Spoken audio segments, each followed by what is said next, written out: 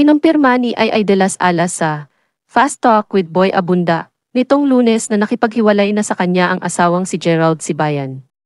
Sinabi ni Ay sa kanyang kaibigan at TV host na si Tito Boy na ipinaalam sa kanya ni Gerald na hindi na siya masaya sa kanilang pagsasama sa pamamagitan ng chat. Hiwalay na kami, last month pa, basta hindi ko makakalimutan. October 14, nagchat siya, madaling araw sa Pilipinas, sinabi niya na gusto niya magkaanak at hindi na siya happy, paglalahad ni Ay. Ayon kay Ay, isa sa mga dahilan kung bakit nakipaghiwalay si Gerald ay ang kagustuhan nitong magkaroon ng anak. Ipinagdiwang ng aktres ang kanyang ika-60 taong kaarawan ngayong Lunes. Ayon kay Ay, sinubukan nila ni Gerald na magkaroon ng anak sa pamamagitan ng in vitro fertilization or IVF. Gayunman, hindi nagtagumpay ang naturang proseso. Bukod dyan aminado si Ay na malaking factor din ang kanilang age gap, at wala pa man siya ebidensya ay ramdam niyang merong third party involved. Taong 2017 nang magpakasal sina Ay at Gerald, na kanilang inulit sa Las Vegas noong 2022. Nitong nakaraang Abril, ipinagdiwang pa nila ang kanilang ika-10 taong anibersaryo bilang mag-asawa.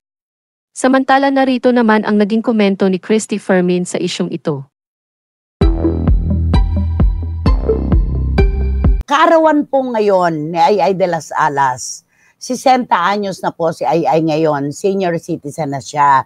Pero ito na nga siguro ang po pwede nating sabing pinakamalungkot na kaarawan ng comedy concert queen dahil sa nangyari sa kanila ng kanyang asawang si Gerald Sibayan. 10 taon po silang naging magkarelasyon pero heto na nga po, kalat na ang balita. Maingay pa nga sa Amerika kaysa dito, Romel. Di ba? Mas maingay pa doon kaysa dito. Oo. Siyempre, mas marami nakakakilala at doon sila kasi naka-stay, di ba? At eto na nga po, ang dami-dami na po nagsasalimbayang mga kwento kahit na wala pa naman tayong naririnig mula sa kanilang dalawa. Kaya lamang nakauna tayo sa Showbiz Now na. Dahil kasi ang dami-dami po talagang nagparating sa amin ng mga kwento tungkol sa kanilang hiwalayan. At ang unang-una nga na kung bakit si Gerald ngayon ay talagang binabato ng bashing, siya na naman ay hinusgahan na naman sa husgado ng bayan. Dahil yung kwentong lumutang na meron na siyang ngayon hawak na green card, di ba? Green card holder na raw po si Gerald ngayon at si Ay ang alam naman nating nagdala sa kanila doon pati sa mga anak ni Ay, di ba? Yun ang lumutang kaya naku manggagamit ka, isa kang hinog na mangga, mga ganito kung ano-ano na. Pero kung hindi po kasi namin alam talaga na nagmahala ng dalawang ito, pwede kaming maniwala na naggamitan, di ba? Katulad lagi natin sinasabi na kasi malapit, ito hindi lang natin kilala, malapit kasi sa atin ang dalawang taong ito. Kaya napakahirap sa mga nasaksihan natin kanilang masasayang araw, talagang hindi mo pag-iisipan ng kung ano-ano. Di ba? Ito po yung relasyon na halos wala nang itinago sa amin. Si Ay, yung mga papuri kay Gerald, lalo na nung nasa Amerika na sila, na siya talaga ay kontentong-kontento sa kanyang buhay with Gerald. Kasi kakambal niya sa lahat ng problema. Katambal niya sa lahat ng paghamon. May nasira sa kanilang bahay na tinitirahan, si Gerald ang umaayos. Pinupuri yan ni Ay de las Alas. Kaya eto, nagtaka ang marami kung bakit nauwi ito sa hiwalayan. Alam mo, Romel, hindi ako naniniwala sa mga biglaan Kumbaga sa pagputok ng bulkan, di ba? Huwag mo naman sabihin sa akin at sabihin niyo po ba mga kapatid na bigla na lang nagbuga ng laban nang wala man lang pahimakas, hindi man lang nanginigan lupa at pinalikas sa mga tao sa paligid. Natural, itong samang ito, may mga pinagmula nito, unti-unti na problema na lumaki, nag-escalate kaya nauwi yan sa hiwalayan. Diba? Correct. Dito na yun, yung maliit na bagay na hindi nila napapansin, na akala nila maliit lang bagay na okay lang yan. Eto, dito siguro yun Dito yun, pumapasok na may napuno, may nag-give up, mga ganyan siguro to. Maaring yung pinagkasunduan, hindi natupad. Kasi ang sabi nila nung umalis sila papuntang Amerika, di ba? Bubuo sila ng sariling mundo sa bansang yon. Pero malinaw din naman yung sinabi ni Ay na kung meron namang opportunity oportunidad at may kumukuha sa kanya para sa mga proyekto, uuwi siya dito. Di ba? Ang yan lang, yung gagawin lang niya na proyekto, parang ganon. Ayon sa kwento na inilabas natin, nilayasan siya ni Gerald Zibayan, di ba? Nilayasan siya. Pagdating daw niya sa Amerika, wala na si Gerald. At ang natuklasan niya, iniwanan yung aso nila na si Sailor. Di ba? Iniwanan daw. Ito po ay pinabubulaanan ng malalapit sa kanila. Marami rin kasing kaibigan si Gerald doon na pwedeng sumangga sa balita, sa mga kwento. Unang-una, hindi naman mansyon ang kanilang tahanan sa Amerika. May mga kalapit na kapitbahay, magkakalapit. At nakikita pala si Gerald na araw-araw rin nagpupunta doon sa bahay nila at inaalagaan yung aso. Di ba? At saka alam mo sa Amerika, matindi doon. Kapag may nag-report na kapitbahay na ang aso'y iniwan at hindi pinakakain, makukulong. Makakasuhan ng may-ari. Ganun doon.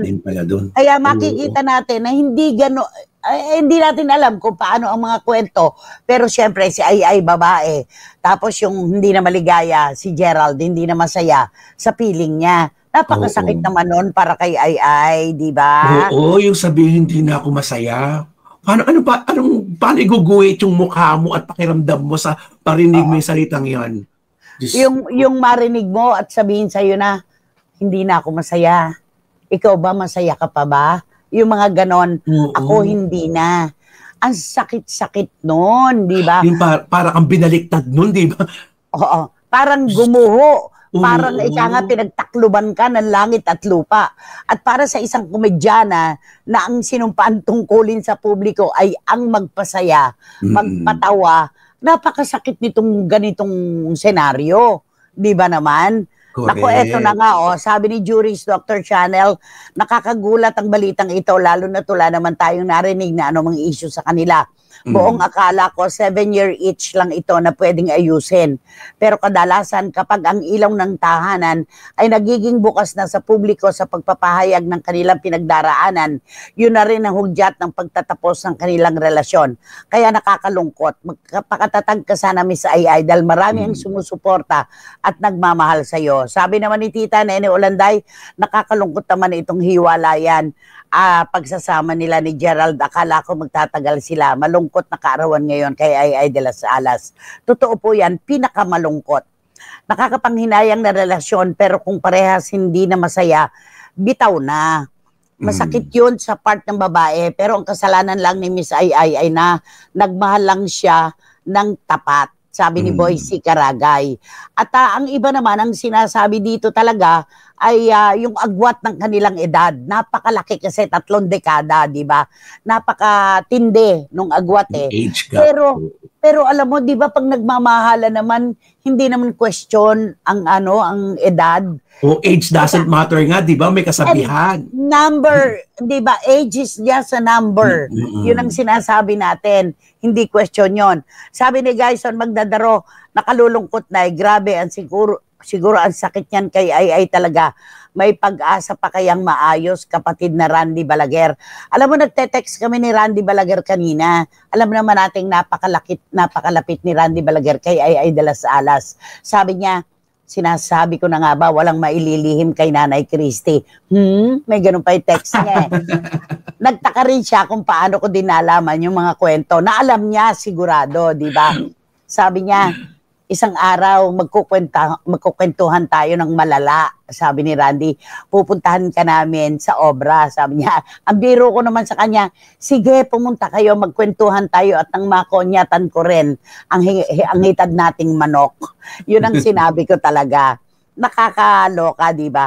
Naawa po kay Miss Ai na nung pinanonood ko ang SNN kahapon na fall out of love na po kaya si Gerald Nay. Kaya nasabi niyang hindi na siya masaya. Maaaring matagal na silang may problema na hindi na talaga masolusyonan. Ay nako, sa CFM lang talaga may forever. Oo, may forevermore pa sa atin, anak ko. Ayan, Marichupermasyon Espiritu. Sayang na relasyon na akala ng lahat ay forever na talaga sila. Sabi ni Eddie Letada, Tapos sabi ni Ching Bautista Silverio, anong nangyari? Green card ba kaya ang habol ni Gerald kay Ai? While the cat is away, the mouse will play. Madalis kasi si Ai dito sa Pilipinas. Nagkaroon ng chance si Gerald maghanap ng iba. Sana hindi naman. Ching, yun ang kwento, pero hindi yan pinatutunayan ng mga kaibigan nila doon. Wala, parang ganon, merong nagbabalita, meron na raw natagpuan, pero sabi, hindi, wala naman. Parang ganon. At saka yung green card, husband visa pa lamang daw po, ang hawak ngayon ni Gerald Sibayan. Kaya hindi totoo na siya ay green card holder na at kaya hiniwalayan na niya si Ai. Panggagamit kasi ang datingan. Di ba parang ganon? Pangit, napakapangit nun, sobrang hindi pangit na maganda. kwento. Oo, totoo yan. Tapos sabi ni si Randy, alam mo, mahal na mahal kasi niya si Ai. At karapat dapat namang mahalin si Ai, di ba?